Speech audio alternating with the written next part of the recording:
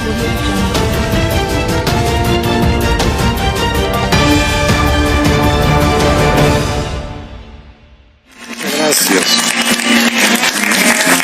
Bueno, muchas gracias. Muchas gracias a todos. Buenas noches.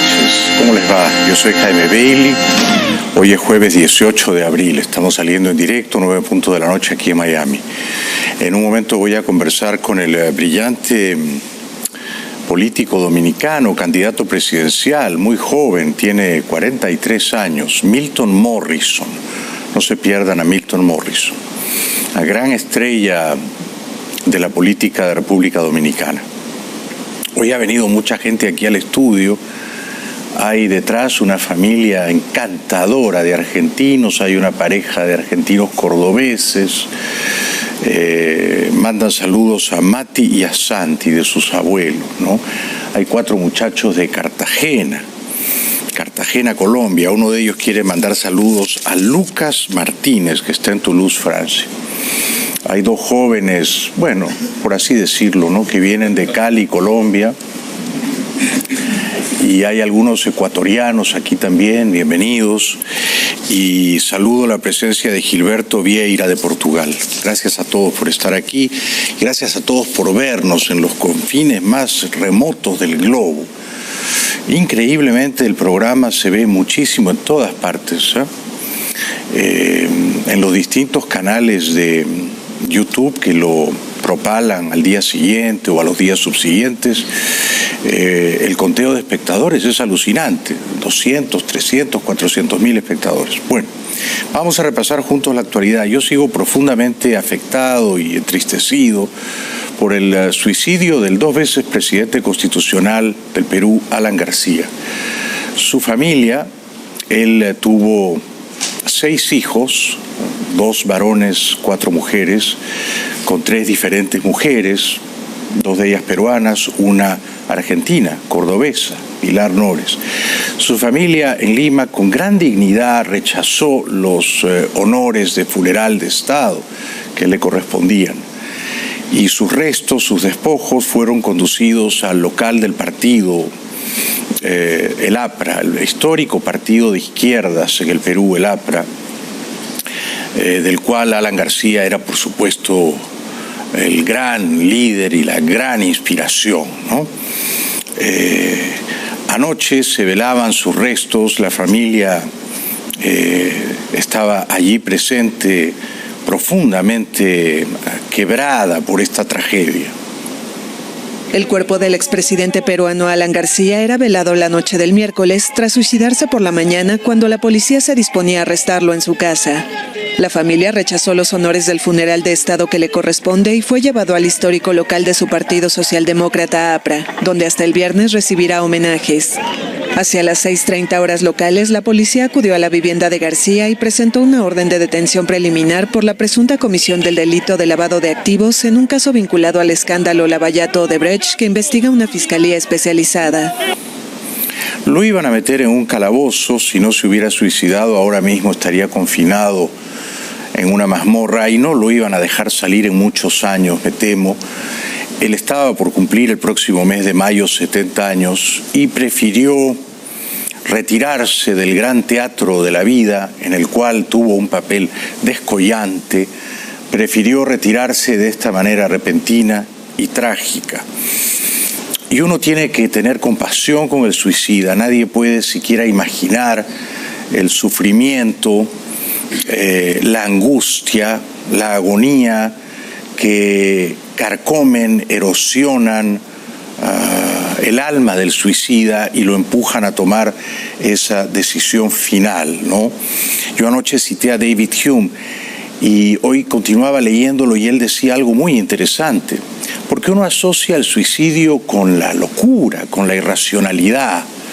No necesariamente. Él decía que a veces la prudencia y el valor, el coraje, obligan a desembarazarse de la existencia cuando ésta se ha convertido en una carga insoportable, que es un poco lo que decía Platón, ¿no? Que se justifica el suicidio cuando el individuo ve que su vida carece ya de sentido y que su vida se ha convertido en una desgracia insoportable. Por eso se ha matado con 69 años Alan García, y porque el suicidio de alguna manera redime a quien lo ejecuta, a quien se provoca deliberadamente la muerte, porque hay la percepción de que abraza la muerte con un sentido de honor, la percepción que tenían los japoneses del harakiri. Por eso muchos peruanos lo defendían póstumamente ayer y hoy. Decenas de simpatizantes acudieron a las puertas del Hospital de Emergencias Casimiro Ulloa en Lima, donde finalmente falleció a las 10:05 horas locales por hemorragia cerebral masiva y paro cardiorrespiratorio. Es un líder y los líderes mueren, no en la cárcel, mueren por sus ideales. Pero no se darán el gusto a sus enemigos de verlo enmarrocado, de humillarlo. El suicidio sorprendió porque el exgobernante había defendido horas antes su inocencia ante los cargos, así como su disposición a colaborar con las investigaciones. Él había dicho a sus más cercanos colaboradores y amigos que nunca lo verían esposado y que nunca lo verían preso, ¿no? Y por eso eligió matarse, para no dignificar la persecución bastante sañuda, por otra parte, de sus adversarios. Pero ya saben ustedes cómo es la política. Cuanto más alto llegas, más bajo caes. Y cuanto más poder amasas, más enemigos intrigantes, conspiradores, se apandillan para lincharte. Tal es la condición humana. Y no hay que ignorar que la política, yo lo dije recientemente, una pequeña reflexión sobre el oficio del político. Yo decía, el político es como una goma de mascar, ¿no? Te mastican, te sacan todo el azúcar y luego te escupen, que es lo que le ha pasado a Alan García. Imágenes del ataúd con los restos del expresidente peruano en el histórico local de su partido, el APRA, un partido de izquierdas. El fundador Aya de la Torre y el más aventajado discípulo de Aya, Alan García, nunca fueron comunistas, eran socialistas. Y de hecho Alan García hizo un viaje ideológico muy interesante, porque en su juventud, en su primer gobierno, era un socialista bastante desenfrenado.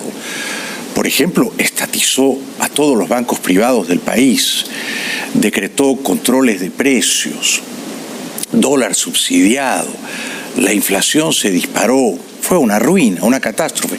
Pero Alan hizo un viaje inteligente, de mucha honestidad intelectual, de la izquierda boba socialista al liberalismo. Y al final, en su segundo gobierno, era, quizá solapadamente, un liberal de izquierdas. El suicidio del expresidente Alan García cuando iba a ser detenido ha provocado una profunda conmoción en Perú. Su féretro ha sido recibido en la Casa del Pueblo de Lima, sede del Partido Aprista Peruano, por cientos de seguidores, entre cánticos y gritos de Alan dignidad y Vizcarra asesino, refiriéndose al actual jefe de Estado, al que acusan de haber llevado a cabo una persecución política contra su antecesor en el cargo. El gobierno peruano ha declarado 3 días de duelo nacional. La bandera será izada a media asta en todos los edificios públicos. Políticos, amigos y enemigos han declarado consternados por la noticia. El presidente en funciones, Vizcarra, que ustedes recordarán, era originalmente el vicepresidente de Kuczynski, pero Kuczynski fue obligado a dimitir, también por haber recibido millones de dólares de Odebrecht cuando era ministro de Economía de Toledo, quien a su turno también recibió más de 20 millones de dólares de Odebrecht y está prófugo en Palo Alto, California. El presidente de funciones, Vizcarra, decía no ha ido al velatorio de Alan García, teme que no lo dejen entrar, los ánimos están muy caldeados contra él, los partidarios de Alan gritan Vizcarra, asesino. Yo creo que es una imputación exagerada, ¿no? Culpan a Vizcarra de no haber detenido, neutralizado las investigaciones contra Alan García, pero tampoco hizo tal cosa para abortar las investigaciones contra su jefe, contra el expresidente Kuczynski, que ahora está preso también. Entonces, me parece que es injusto culpar al presidente Vizcarra de la muerte, del suicidio de Alan García. No creo que él controle la justicia peruana. simplemente no intenta subordinarla a su voluntad y permite que la justicia se expida con independencia y con desenvoltura. El congresista del partido de Alan García, Javier Velázquez, hizo una ardorosa y leal defensa de su jefe. Para Alan García, tan preciado como la vida era también la honra, la dignidad, la defensa de la libertad, porque él fue un demócrata carta cabal. Él fue 2 veces presidente constitucional y nunca, ni siquiera por asomo, a pesar que hubo insinuaciones, nunca se quedó un día más, aparte de los plazos constitucionales. Respetó la libertad de prensa, pero hoy día asistimos a una justicia mediática del espectáculo que te condena en vida y que mata tu honra en vida, y eso tenemos que proscribirlo del país. Tenemos que afirmar la defensa de los derechos fundamentales. Yo creo que el gran legado que deja Alan García es su partido, la unidad de su partido. Bueno, los enemigos de Alan, y yo fui enemigo de Alan hace más de 30 años, año 84, 85, yo tenía 19, 20 años, y él era un mozalbete también, tenía 34, 35. Y con esa edad precoz llegó a ser presidente. Sus enemigos más biliosos dicen que Alan García se ha matado cobardemente, que ha sido un cobarde, que no tuvo agallas para enfrentar a la justicia. Yo discrepo, ¿no? No todo suicida es un cobarde, ¿eh? Anoche recordaba al novelista japonés Mishima, no fue un cobarde. Van Gogh tampoco fue un cobarde, se pegó un tiro a los 37 años. Hemingway se disparó con una escopeta a los 62 años. No podría decirse de Hemingway que fuera un cobarde, pero Hemingway decía algo interesante, que el secreto de la sabiduría es la humildad. Y yo creo que es verdad, es una verdad profunda. O sea, los hombres más sabios que yo he conocido eran todos muy humildes. Y en ese sentido, me parece que a Alan, en esta hora contrariada, adversa, cuando el tribunal de la opinión pública lo había linchado, lo había condenado, le faltó ser humilde y aceptar con humildad ir a la cárcel, aun si él pensaba que era inocente. Como humilde y sabiamente fue a la cárcel Nelson Mandela, que pasó décadas, más de media vida en la cárcel. Yo digo que ir a la cárcel tiene que ser también un aprendizaje de la condición humana y te debe de enseñar unas zonas de la vida, del viaje por la vida, de la condición humana que no conoces cuando estás en las cumbres del poder. Y por eso me entristece que Alan se haya privado de ese conocimiento quizás arduo y doloroso de la vida, ¿no? Pero ¿cómo no entenderlo? ¿Cómo no entenderlo?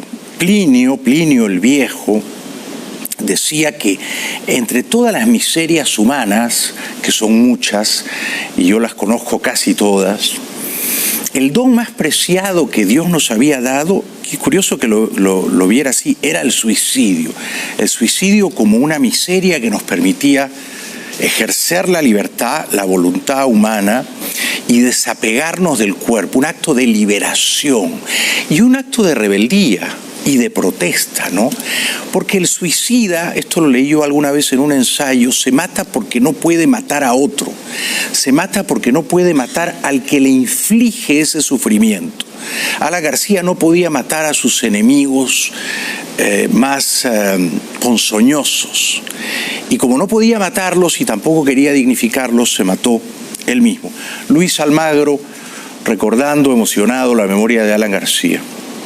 Nuestro más profundo pesar y nuestras condolencias por el fallecimiento de Alan García, definitivamente un referente en la política del continente durante tantos años. O sea, era, creo, el último exponente, digamos, con una vigencia política muy particular, junto con el presidente Sanguinetti, de esa generación de transición post-dictadura. Así que mi dolor y mi expresión de condolencia. Porque Alan en su primer gobierno fue un izquierdista, socialista, estatista. Y en su segundo fue un liberal de izquierdas que creía en el mercado. Dicho eso, hay que tener en cuenta que cuando Alan era un niño, su padre estaba en la cárcel. Y estaba en la cárcel porque era un importante líder político del APRA, un partido que estaba en la clandestinidad. El APRA era desde sus orígenes un partido muy de izquierda y los militares peruanos odiaban al APRA y la derecha aristocrática peruana también la odiaba. Entonces, Alan García de niño conoció a su padre en la cárcel y el trato que estuvo con su padre era ir a visitarlo a la cárcel. Tal vez eso también pesó en su decisión final de: a mí no me llevan a la cárcel, a mí no me arrastran a un calabozo, ustedes no gobiernan mi vida, yo la gobierno hasta el último y más desesperado de mis actos, y más autodestructivo de mis actos. Aquí mando yo. O sea que quizá le había quedado un trauma o un recuerdo lacerante de su infancia con respecto a la cárcel. Su madre, Nita, en silla de ruedas, se presentó en el velorio en el local del partido aprista. Está la madre de Alan García, la ven ustedes en silla de ruedas.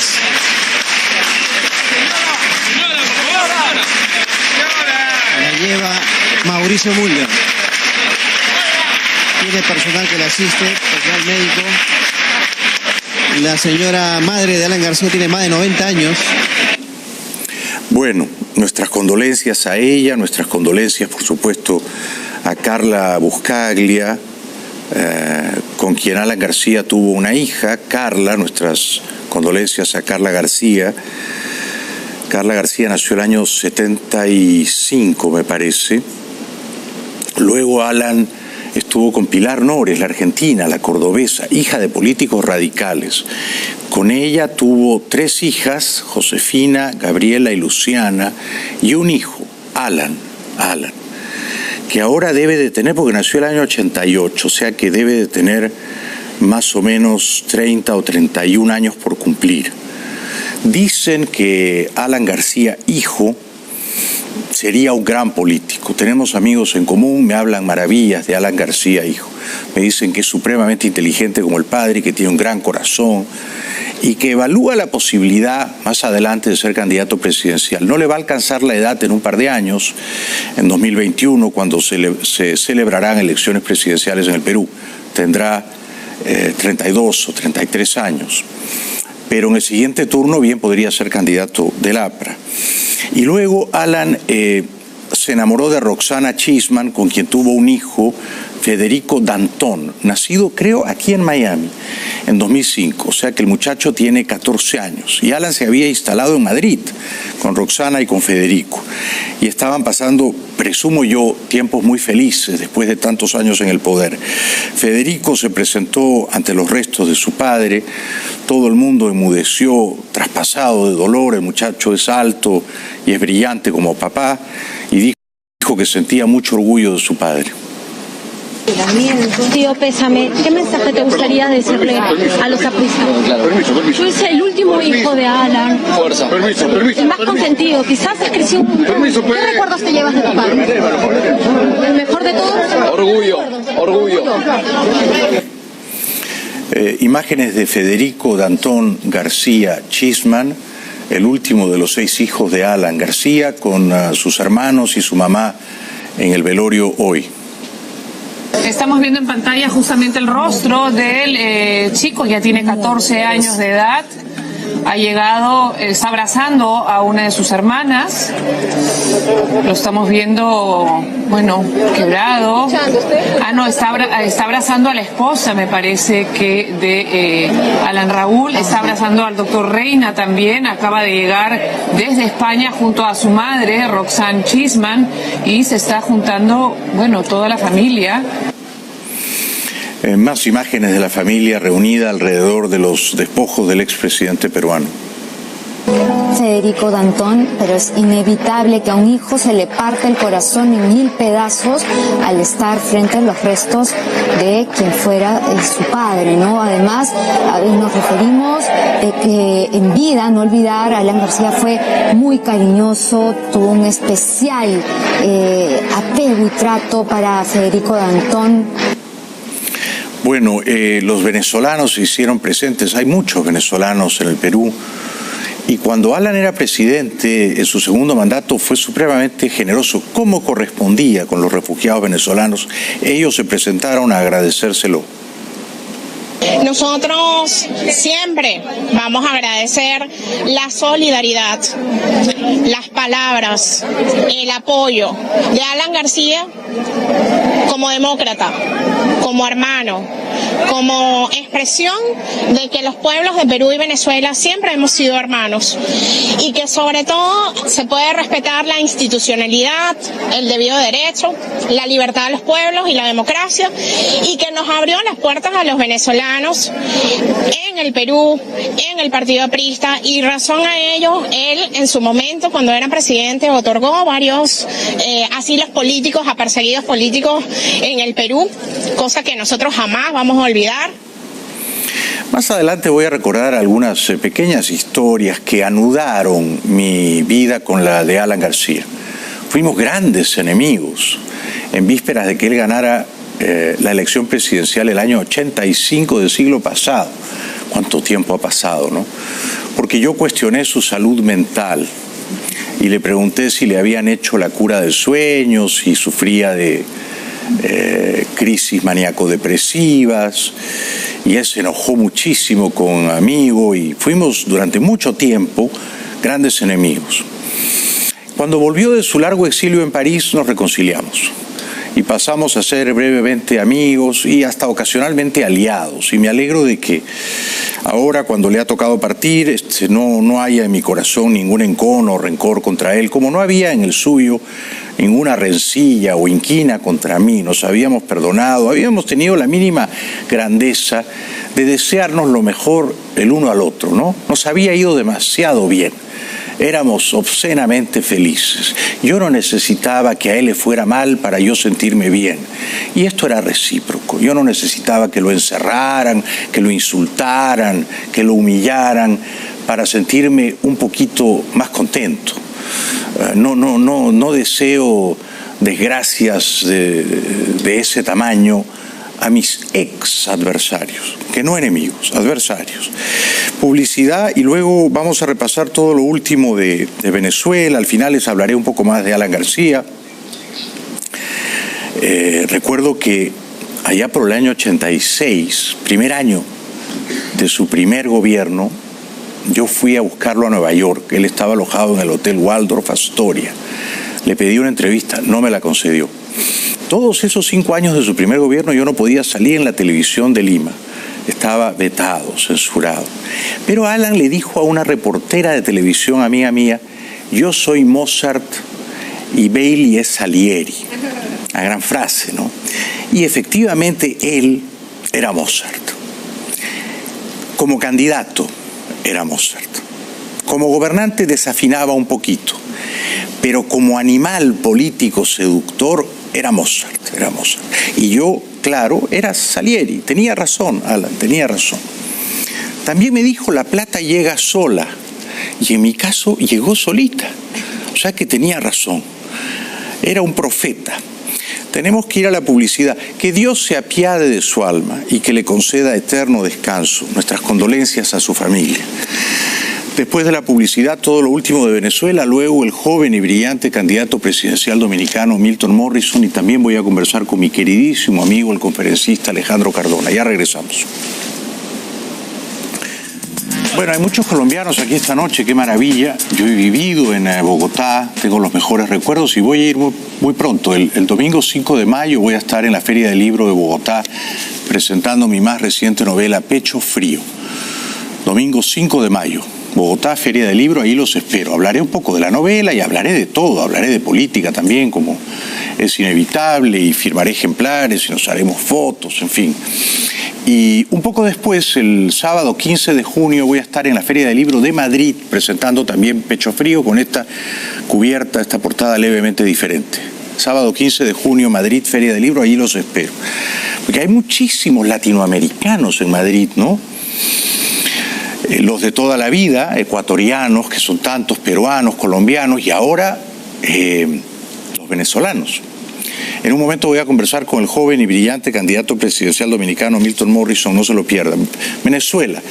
La Cruz Roja ha entregado 24 toneladas de medicinas, plantas eléctricas para hospitales, ha repartido, ha distribuido eso, pero todo bajo la supervisión de la dictadura de Maduro. Al menos, quiero creer, déjenme ser optimista, la ayuda está llegando a quienes más desesperadamente la necesitan. Distribuir un primer cargamento de ayuda humanitaria que llegó a Venezuela luego de que el presidente Nicolás Maduro aprobara su ingreso en medio de una pugna con el líder opositor Juan Guaidó. Llegaron cajas con materiales e insumos para cirugía menor, vendajes, llegó antibióticos, hipoglicemiantes, varios medicamentos. Un total de 24 toneladas de insumos, que incluyen fármacos de emergencia, pastillas purificadoras de agua e insumos para cirugías, y 14 plantas eléctricas conforman la carga que será distribuida en 8 hospitales y 30 ambulatorios, la mitad de ellos públicos. Debería mandar una pastillita de cianuro para Maduro también. Sería una gran ayuda humanitaria. Una gran ayuda humanitaria, ¿no? La verdad que sí. Dicen que van a rescatar o aliviar o paliar, atenuar el dolor de por lo menos 10.000 pacientes. Bueno, se agradece a la Cruz Roja, ¿no? Tenemos un material para 10.000 personas, en lo cual vamos a distribuirlo tanto en el hospital como en las consultas que hacemos a nivel comunitario. Sepa que nosotros tenemos unos proyectos que se han venido desarrollando desde hace mucho tiempo, y hay una consulta donde viene el paciente, es una consulta totalmente gratis en lo que es la parte de atención primaria, y posteriormente sería ese paciente referido a una especialidad.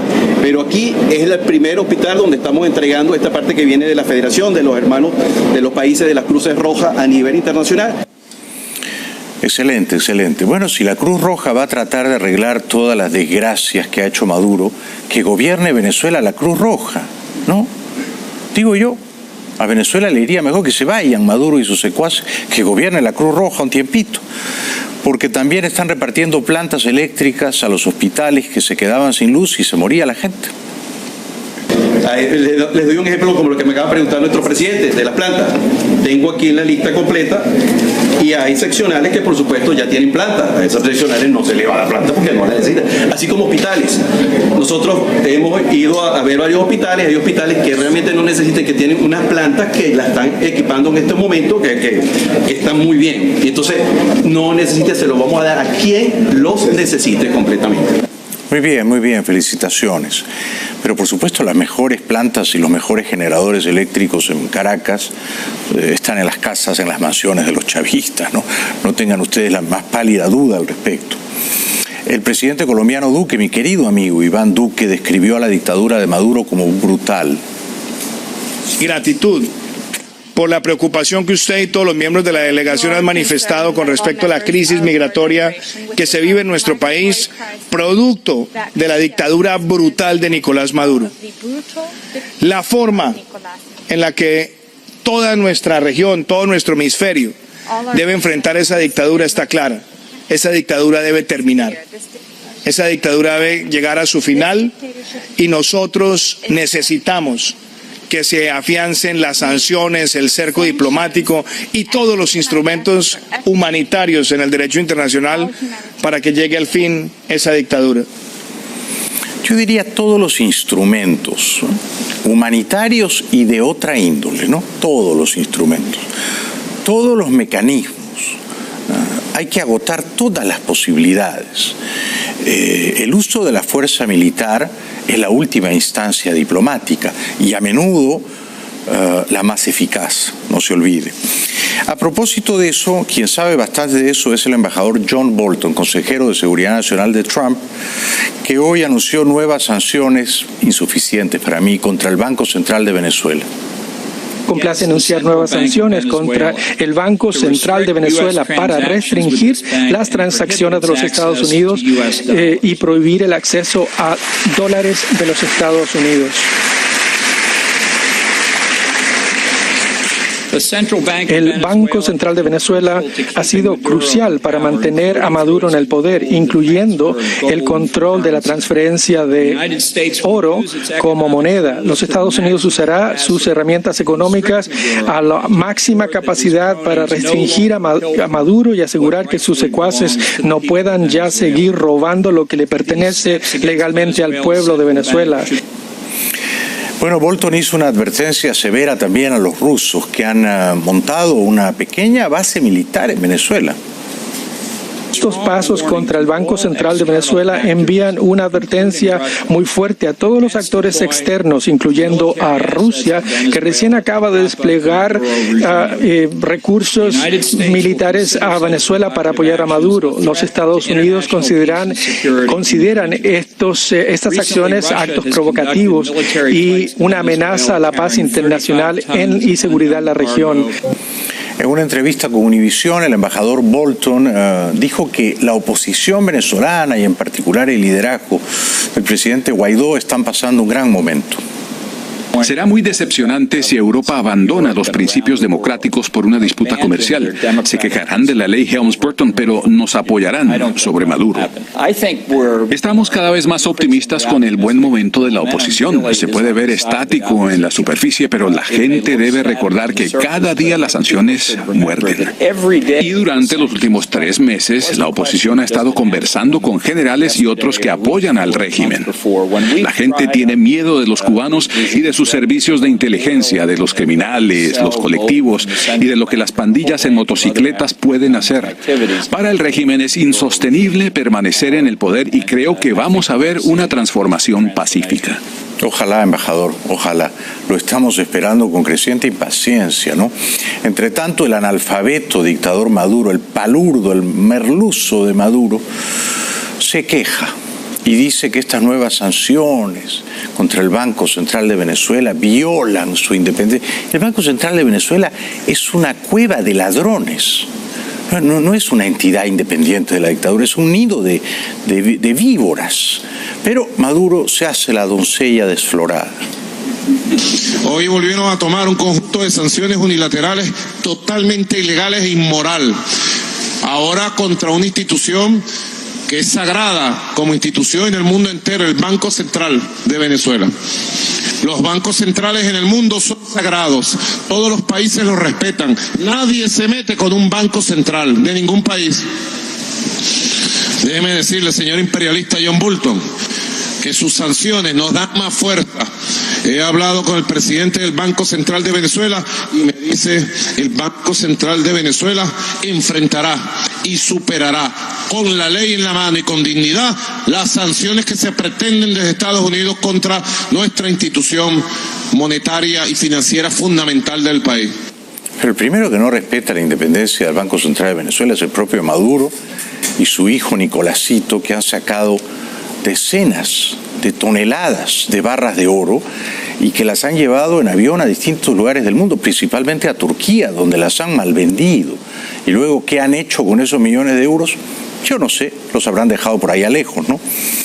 Luego Maduro contó que el presidente Trump ha hablado telefónicamente con el Papa y Maduro parecía muy irritado al respecto porque téngase cuenta que hasta hace no mucho, 2015, él tenía una cuenta millonaria en la banca del Vaticano. Luego, sigilosamente cerraron las cuentas cuando empezaron las denuncias.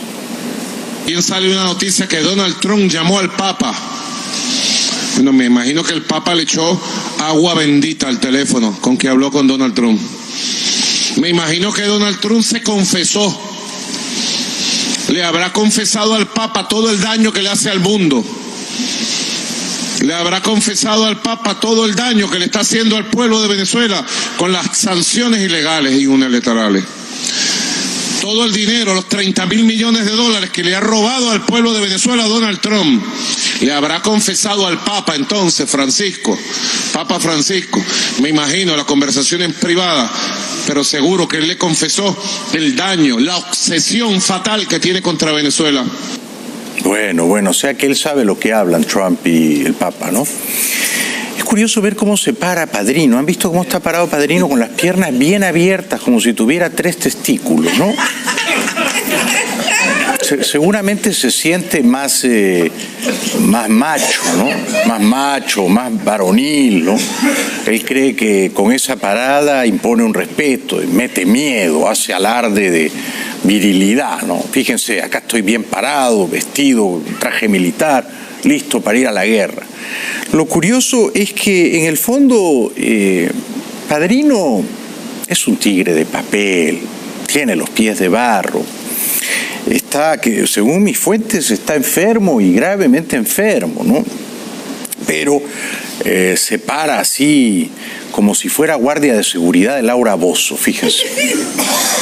Ante las agresiones imperialistas, del imperialismo desesperado, lleno de odio, a Venezuela le toca trabajo y más trabajo para tener patria, amor y más amor para tener patria. Y lo digo en Semana Santa, lo digo inspirado en Cristo Redentor, el Cristo Redentor que jamás se rindió frente al mal, frente al imperio romano, ese Cristo antiimperialista, rebelde, ese Cristo despierto, el Cristo del látigo en la mano. Con ese Cristo decimos, Venezuela resistirá, Venezuela enfrentará toda esta agresión y Venezuela a través del trabajo vencerá. Bueno, y de pronto lanzó el sermón de las 3 horas, ¿no? En víspera de Semana Santa, toda una reflexión sobre Cristo. Este Judas del chavismo, este Judas venezolano que ha vendido Venezuela a los cubanos, gran felón de Maduro, hablando de Cristo, ¿no? Bueno, es interesante. ¿Y qué serán esos sacos que están atrás, no? Yo no creo que sea arroz o azúcar, fácilmente es cocaína, ¿no es cierto? Bueno, habría que preguntarle al Pollo Carvajal, ¿no? Esa debe ser la base del cartel de los soles. Para terminar, hoy en un canal más o menos marginal de la televisión de Estados Unidos, pero acá lo estamos monitoreando todo, dijeron que Maduro había movido a algunos familiares a España, que había comprado residencias en España. Yo sé que los hermanos Rodríguez han comprado mansiones en Portugal. Y es interesante esta versión, escuchémosla por favor. Nicolas Maduro has begun moving family members and apparently money or things of value to Spain.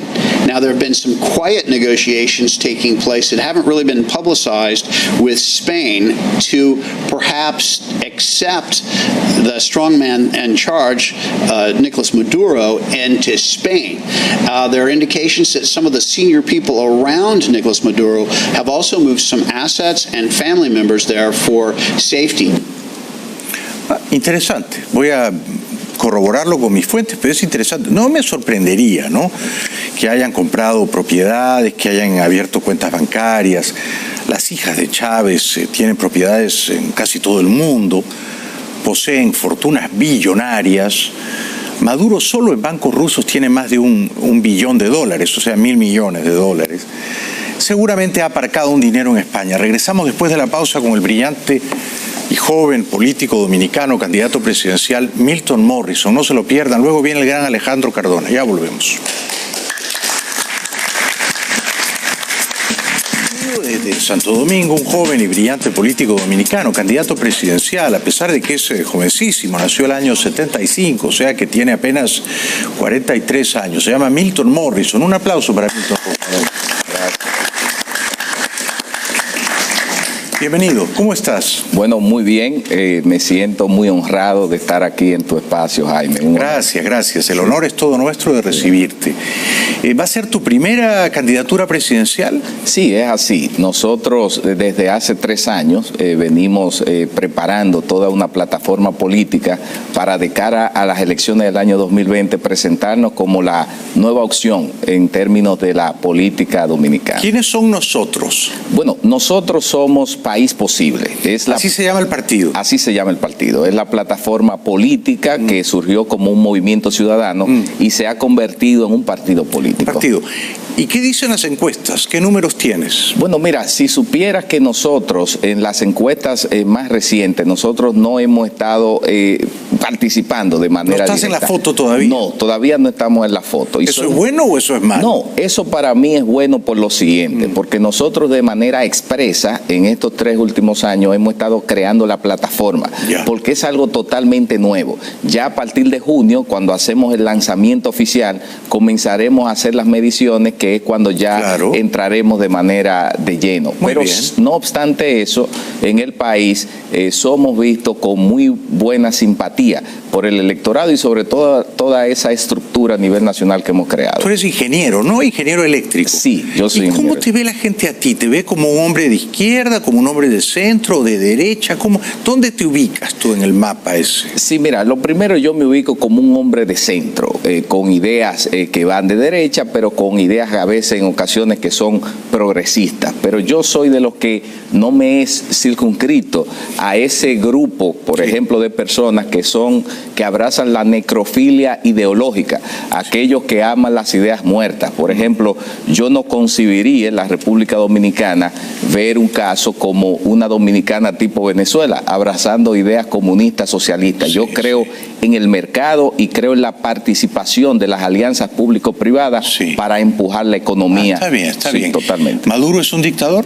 Bueno, hasta ahora su ejercicio ha demostrado que es un ejercicio dictatorial. ¿Tú reconocerías a Guaidó como presidente? Bueno, ya de por sí lo he hecho. Yo me he expresado públicamente saludando. ¿Pero como presidente de tu país lo harías también? Bueno, totalmente. Mira, yo veo a Maduro, Jaime, en el siguiente contexto. Hay un libro que yo leí recientemente de una escritora, Bárbara Tuchman, que se llama, que tiene que ver con una especie de la marcha de la locura, se llama La Marcha de la Locura. No lo he leído. Ah, sí, te lo recomiendo. Narra ahí aspectos muy importantes desde Troya hasta Vietnam. Y lo que ella señala ahí fundamentalmente es cómo la insensatez y la irracionalidad de algunos gobernantes llevan a los países y toman decisiones que son totalmente inequívocas. Y eso es lo que le ha pasado a Maduro, que está en una marcha de la locura que no le permite ver claramente que hay un país que necesita la democracia y él es obstáculo para eso.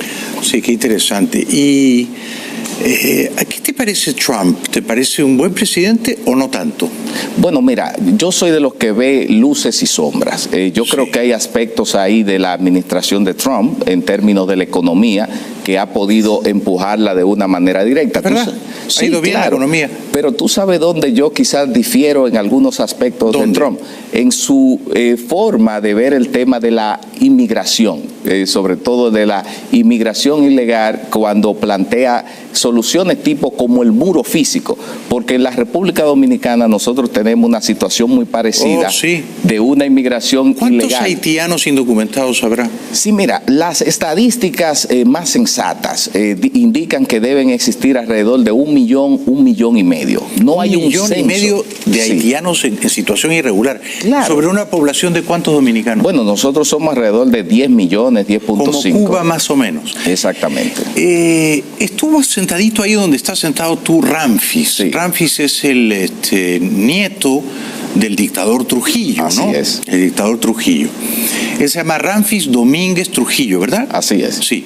Y él me dijo, yo voy a ser presidente de la República Dominicana. Va a ser candidato presidencial, o sea, va a ser tu contendor, tu adversario. Pero él dijo, si yo gano, voy a deportar a los haitianos indocumentados. ¿Tú no harías eso? Totalmente. Es que las leyes de migración dicen eso. Si un inmigrante, sea haitiano o de cualquier otra nacionalidad, durante un periodo de 45 días no define su estatus, tiene que ser deportado. ¿A tú sí los deportarías? Sí, claro, porque yo creo que la República Dominicana es para los dominicanos y Haití para los haitianos. ¿Y entonces por qué le criticas el muro a Trump? Sí, porque mira qué es lo que sucede. Yo creo... Trump está haciendo lo mismo que harías tú si llegas a... No, lo que pasa, yo también haría un muro. La diferencia es que mi muro no es físico, mi muro sería un muro económico, porque yo veo a Haití, sobre todo esa franja de 400 kilómetros que bordea entre Haití y República Dominicana, como una oportunidad para desarrollar una serie de empresas e industrias que puedan garantizar la calidad de vida de los dominicanos que viven en la frontera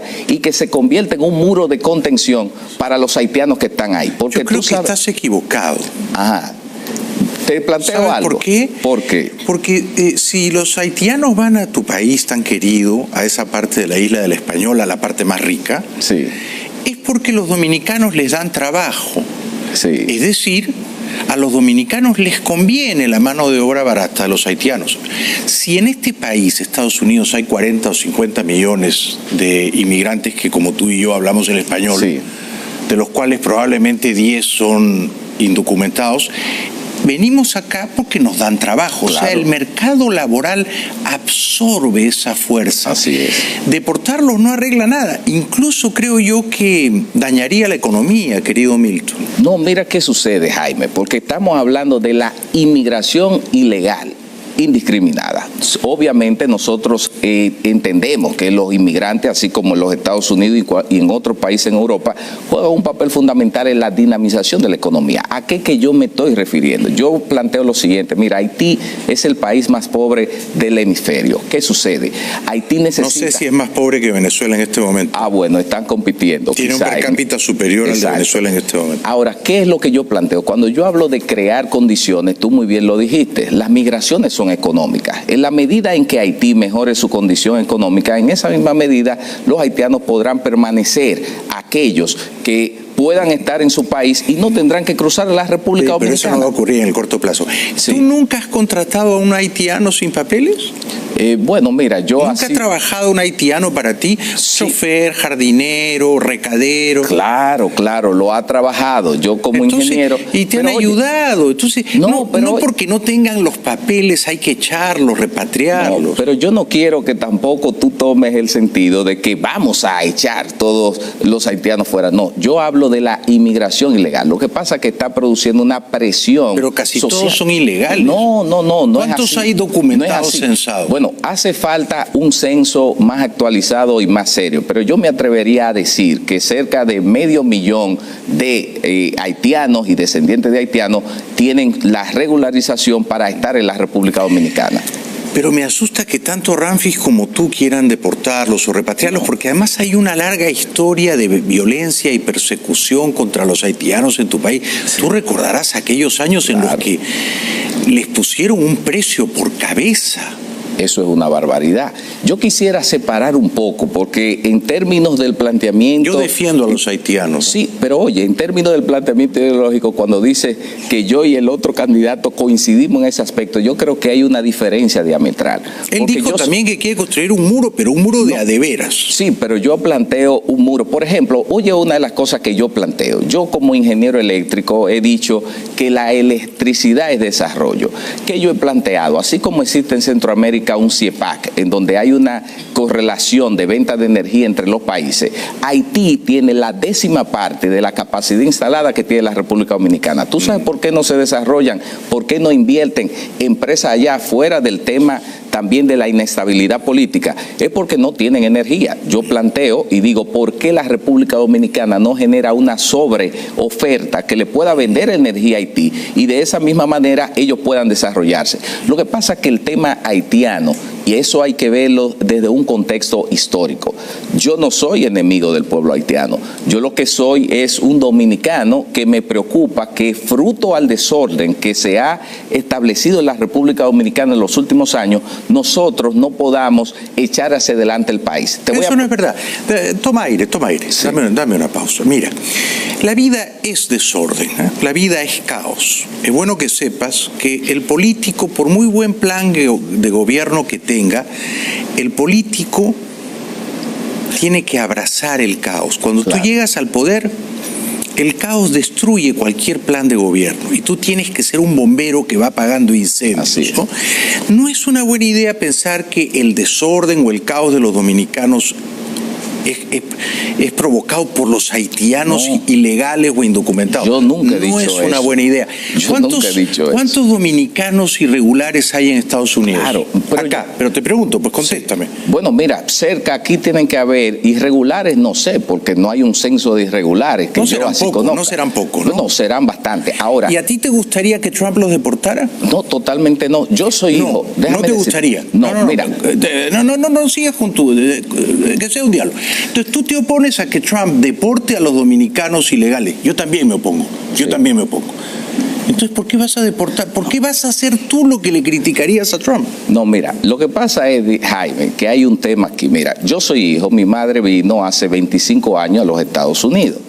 aunque vino con la documentación de un visado, se ha quedado y los Estados Unidos le ha brindado todas esas oportunidades. Dios la bendiga. Exacto. Entonces lo que pasa es que... Lo mismo hacen los haitianos en tu país. ¿Por qué no quieres tú castigar? No, pero en ningún momento yo los quiero castigar, porque cuando hablamos de echar. No, tú sabes lo que es deportar a una persona que ya ha hecho raíces, que tiene familia, que tiene un trabajo. Lo que pasa es, Jaime, que a pesar de que tú hablas del tema de la entropía o el desorden que se necesita para un político manejar en un país, yo lo que estoy planteando y lo que es correcto, porque debe hacerlo Estados Unidos y demás, es generar los controles migratorios necesarios y que el que vaya allá pueda tener un permiso de trabajo que pueda desarrollarse de una manera muy clara. Ser realista. Si muchos van en condición irregular es porque no conseguirían el permiso de trabajo. Pero si pudieran ir como ilegales lo harían. Entonces, y también es un error pensar, no, el haitiano, porque yo he ido mucho a tu país, el haitiano viene a robarnos el trabajo al dominicano. Eso no es cierto. Ellos hacen algunos trabajos por menos dinero y bien hechos que a lo mejor el dominicano promedio no haría. Entonces, no hay que verlo como un enemigo. Yo te ruego que reconsideres esa postura contra los haitianos. No, mira, yo te voy a decir algo, Jaime. Realmente mi postura, si tú la ves desde el punto de vista bien objetiva, yo lo que estoy planteando... Tú has dicho 45 días y chao, lo subo a un avión. No soy yo, es la ley que dice eso. Bueno, cambia la ley. Bueno, lo que pasa que... Si la ley está divorciada con el sentido común, hay que cambiar la ley. No, lo que hay que aplicar la ley y el reglamento y permitirle a todos esos inmigrantes que puedan lograr una formalización de su proceso en la República Dominicana. No los deportes. Claro, pero yo estoy de acuerdo contigo en ese sentido. Yo quiero que quede claro. Lo importante es que tú estés de acuerdo contigo. Exacto, no pero conmigo. Está bien. Porque primero dijiste lo voy a deportar y ahora estás diciendo le voy a dar una amnistía. Cuando yo dije lo voy a deportar sobre la base de quien esté de manera ilegal y no pueda hacer la formalización de su proceso. Ahora, ¿cuál es el papel? No te apures en deportarlo, no te apures. Está bien, pero ¿cuál es el papel del Estado Dominicano? Es garantizar que todo inmigrante pueda tener esa condición formalizada. Sí, al final, aunque parezca mentira, y a mí me consta acá, los así llamados ilegales, que es feo llamarlos así, son indocumentados, no tienen un papelito, hacen una gran contribución. Total, una gran contribución, y a veces son gente más trabajadora que tú y que yo. Entonces, hay que tener gran corazón. Yo creo que tú lo tienes, y hay que ver a esa gente no como el enemigo, el forastero, sino hay que verlos como parte de la condición humana, como nuestros hermanos y vecinos, ¿no? Así es.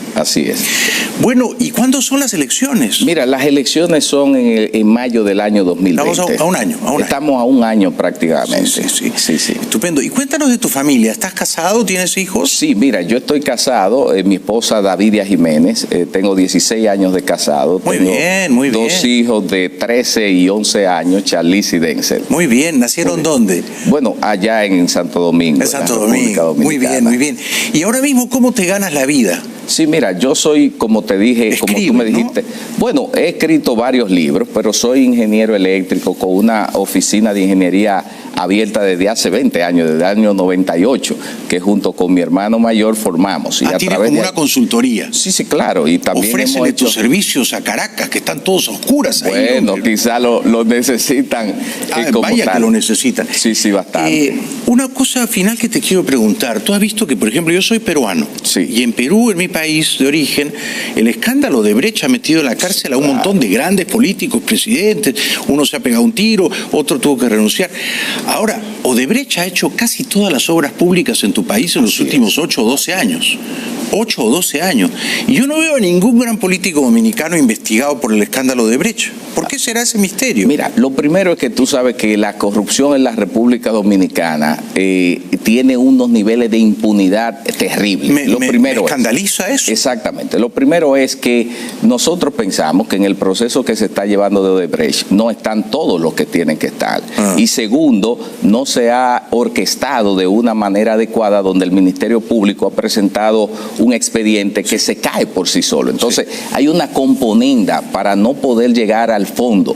Cuando yo estaba ahí sentado, que te escuchaba hablar del tema de Alan García, y quiero que me permitas un segundo para esto, lo primero que a mí me llegó a la mente cuando tú hablabas sobre ese caso, la relación de ellos, el tema de cómo los policías llegaron a su casa y terminó pegándose el tiro. ¿Tú sabes qué me llegó a la memoria? No. Me llegó un poema del gran insigne poeta peruano César Vallejo, que se llama Los Heraldos Negros, que dice: hay golpes en la vida tan fuertes, yo no sé, golpes como del odio de Dios, como si ante ellos la mirada de todos los sufridos se posara en el alma, yo no sé. Son pocos, pero son. Abren zanjas oscuras en el rostro más fiero y en el lomo más fuerte. Serán tal vez los potros de bárbaros atilas o los heraldos negros que nos manda la muerte. A Alan García, esos policías fueron... Un aplauso, muy bien. Muy bien. A Alan García, esos policías eran los heraldos negros que le mandaba la muerte. Sí, y realmente yo entiendo que en el caso de la República Dominicana debe reconsiderarse el tema de Odebrecht, porque no hace sentido que en todo el país donde se orquestaba y se manejaba todas las operaciones del soborno, entonces no haya nadie. Es más, mire, en la República Dominicana no hay un preso por corrupción en términos políticos. Bueno, ponte las pilas tú, investígalos, pues, y si ganas, investígalos. Ahora te doy un consejito. Sí. Cuidado con los aportes, las donaciones en tu campaña electoral. Cuidado. Claro. Cuidado, más que nunca ahora. Más que nunca. Así es. No pases el sombrero porque después te dan plata y luego te la cobran. Así es. Un aplauso para Milton. Gracias por venir. Gracias. Mucha suerte. Bueno, gracias. Todo lo mejor. Regresamos después de la pausa. Semana y media hay elecciones en España, ¿no? Y este de todos los candidatos es el más peligroso porque es comunista, chavista, neocomunista. Pablo Iglesias. Esto no va de ser más de izquierdas o más de derechas. Esto va de respeto a los ciudadanos españoles. Hemos dicho muchas veces que se debería regular por ley la existencia de debates obligatorios, que no deberían ser ni uno ni dos, deberían ser más. Por eso creo que para devolverle la dignidad a esta campaña electoral, los candidatos a la presidencia estamos obligados a ir a los dos, el día 22 a la pública y el día 23 a la privada. Por eso son tan importantes los debates en televisión y por eso algunos no quieren ir, porque algunos que se envuelven en la bandera de España, algunos que dicen que son constitucionalistas, no han abierto jamás esta Constitución. Por suerte su estrella se ha desdibujado y está relativamente bajo en las encuestas. Antes estaba muy alto en el peor momento de la crisis económica. El candidato de derecha del Partido Popular, Pablo Casado, se comprometió a ir a los debates de la próxima semana. ¿Pero qué televisión pública es esto? Insisto, no estamos en Venezuela, estamos en el Reino de España, en una democracia consolidada. Creo que los demás partidos opinan como yo y Sánchez tendrá que elegir. O va a hacer una entrevista en solitario a Televisión Española el martes 23, de las que le gustan a él, jaboncito, o que venga a debatir con sus adversarios el día 23 en A3 Media. Y si quiere recuperar el debate a 4 en Televisión Española el lunes 22, ahí estaré. Y si quiere recuperar el cara a cara en Mediaset el día 24 o 25, ahí estaré. Porque yo doy la cara, no tengo nada que ocultar y sobre todo respeto a los votantes y a los españoles, no como el Partido Socialista. Este señor me gusta, que jaleo de fechas, y luego se enojó con Sánchez, el actual presidente socialista, y dijo: yo no recibo órdenes de usted, yo voy a estar en el debate el 22 en Televisión Española y el 23 en Antena 3. Que llamen a los partidos, como nos han llamado hoy, a decir: oye, a efectos de notificación ya hemos anunciado en los medios que el debate va a ser el día 23 en Televisión Española. Pues ¿sabéis lo que os digo? Que conmigo no cuenten, que yo no estoy a las órdenes del señor Sánchez ni de su equipo. Yo voy el 22 a Televisión Española y el 23 a Antena 3 y donde quieran. Pero a mí no me marca la agenda el señor del Falcón. Regresamos después de la pausa.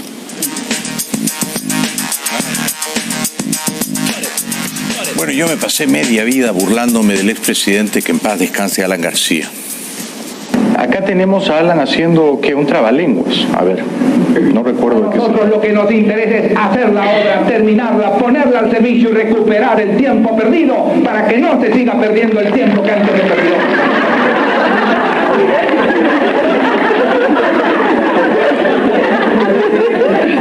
Sin comentarios, ¿no? Eso es como Cantinflas o el Chavo del Ocho, ¿no?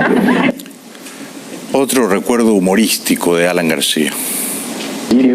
Tal vez de una manera un tanto machacona. Los números no son su fuerte, digamos, ¿no? El año 86 crecimos 6%, el 87 9%, el 88 la producción cayó, se redujo en 9% y el 89 en 10%, pero el 90 comienza a crecer 7%. Entonces si usted suma 6, 9, menos 8, menos 10, más 7, usted tendrá un promedio acumulado de más de 1% por año. Eso es genial. Eso es genial. Es francamente alucinante. Ese era el presidente que teníamos. Suma 9, más 8, menos 7, más 6, más 8, más 1. Crecimos 1. Crecimos 1. No, el país que Alan dejó el año 90 estaba en ruinas, con una hiperinflación como la venezolana. Regresamos después de la pausa.